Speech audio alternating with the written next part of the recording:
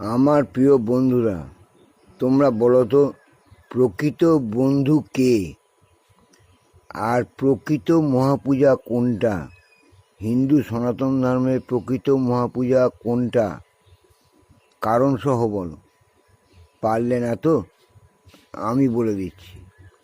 যে ব্যক্তি সুখে দুঃখে আনন্দে উৎসবে বর্ষণ দুর্ভিক্ষ রাষ্ট্রবিপ্লব রাজোদ্ধার এবং শ্মশানেও সমভাবে পাশে থাকে, সেই হলো একমাত্র প্রকৃত বন্ধু।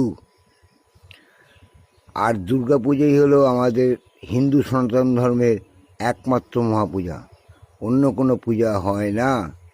কারণ প্রচুর দ্রব্য সম্ভারে ষোড়শোপচারে পুজোর সাথে যদি মহাস্নান বলিদান আর হোম সম্পন্ন করা হয়, সেটাই একমাত্র মহাপূজা বলে আমাদের হিন্দু ধর্মে গণ্য করা হয়।